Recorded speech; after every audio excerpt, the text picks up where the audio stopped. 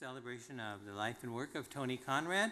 So you should have a program, or the person next to you should have one. And I want to remind you, any devices, please turn them off, or computers should be closed, of course. And we're going to have part one, which is remarks from Roussel and Ted Conrad, and then we'll have a musical section, and then a screening. So I think there's no intermission or anything. So one thing will flow beautifully from the next, as we begin with Roussel. And thank you for coming.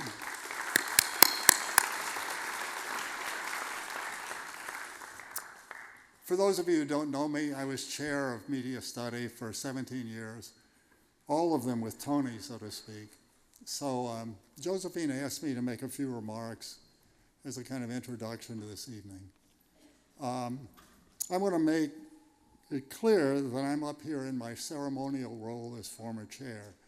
There are many people in this audience that knew Tony much more intimately than I did. There are many people in this audience much more equipped than I am to put his work in a historical or theoretical context. But 17 years is a long time, and DMS was a huge part of Tony's life. So Tony and I had, our moments. Two of these moments seem particularly relevant to this occasion. The first came when I'd just been appointed chair, and Tony was talking about his time in New York in the 60s making films. And he said, I read all the critics, and then I tried to make films that asked them questions they hadn't thought about. So I was struck by his commitment to a practice which was the opposite of the artist as possessed by his or her solitary vision. To me, Tony was driven by an intense and urgent desire to critically engage or discomfort or challenge the world around him. And this world changed, his questions changed. And he wanted to engage not just the ideas, but also the people who possess these ideas. He wanted everything and everyone in play.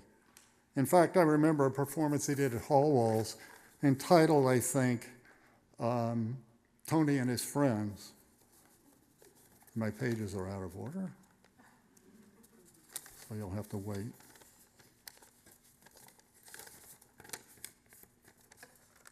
Oh, there it is.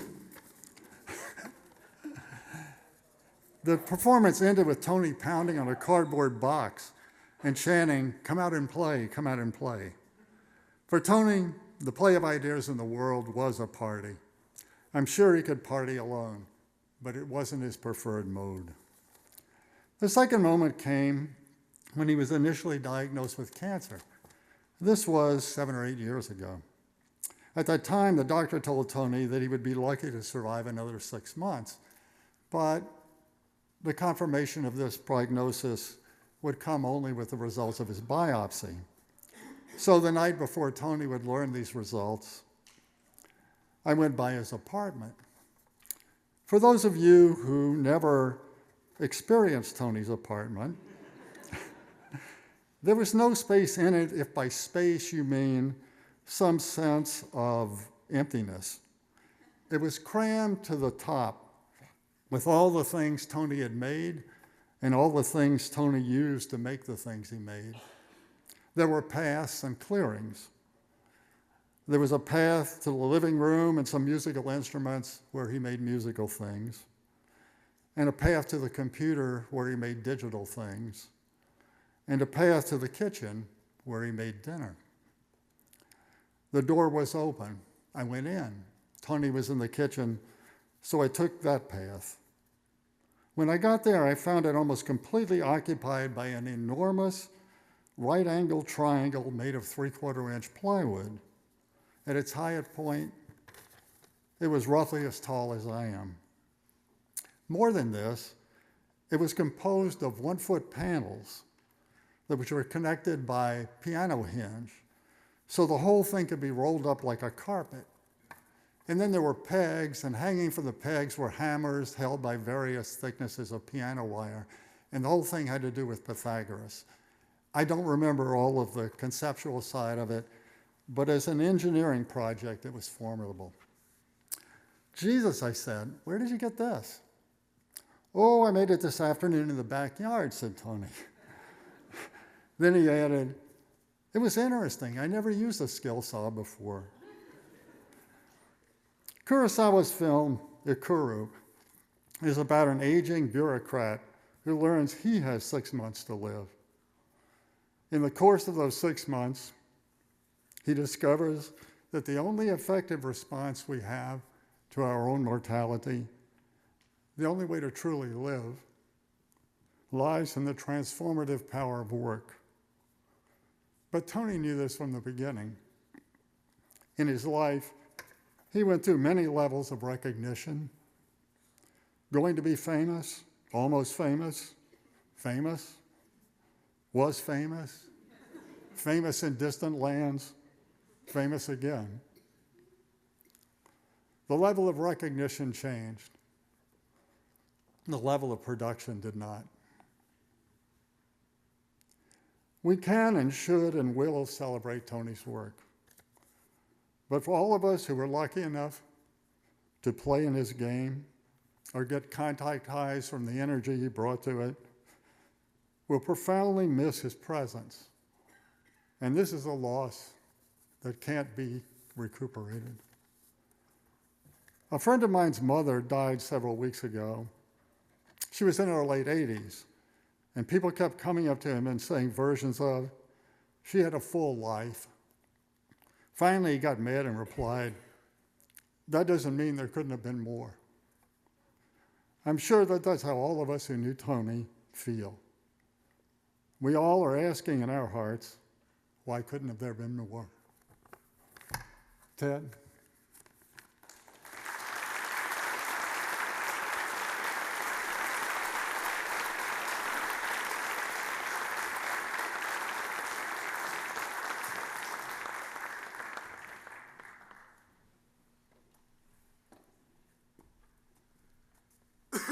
Thank you. Thanks, Roy. Thank you all for joining me to celebrate. Since it's been a very sad time, it's a welcome celebration, you know. And my father was a passionate professional and a maniac. And one of the things I used to hear a lot when I would come to visit him, he used to drag me to his class when I was a young boy. And his students would remark, I had no idea that that Tony had because they all called him Tony, not Mr. Conrad or Professor Conrad. They said, I didn't know Tony had a son, man. And I was, these were statements issued from sort of a socially less complex college students, and they didn't understand the nuances of telling a child this. And so I thought this was just normal, you know, so it just nothing clicked really until much later. I do miss my father a lot. And I think a lot of the people here do as well. Thank you all for coming.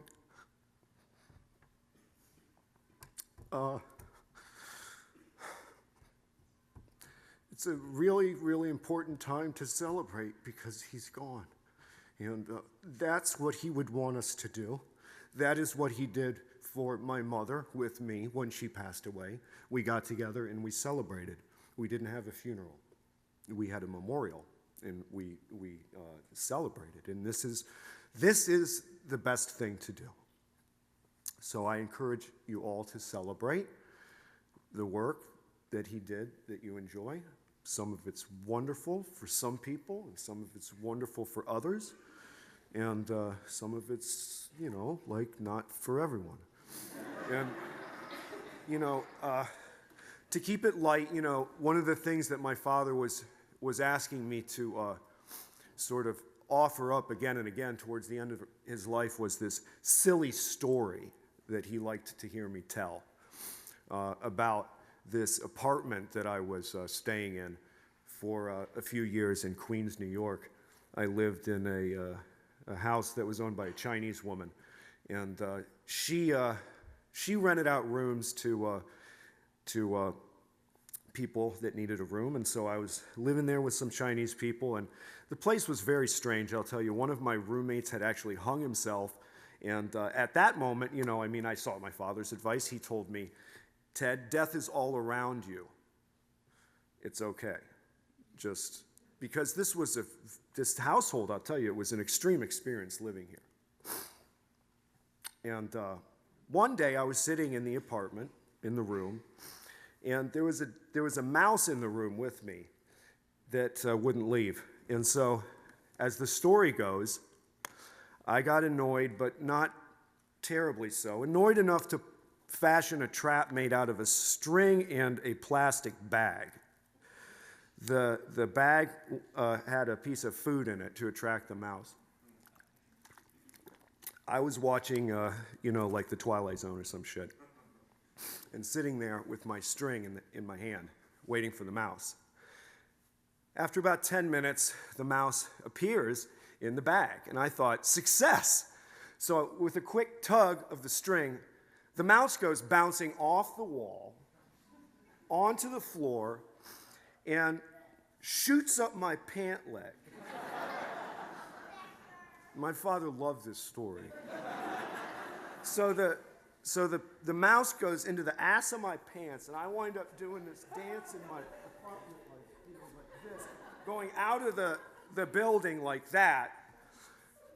The mouse didn't make it, and so, you know, for some reason, this story entertained my father a great deal. He asked me to tell it again and again and again, and it was one of the things that I really do remember offering him towards the end of his life that really made him quite happy. So there you go. Yeah, thank you all again so much for coming, really, and let's have some fun.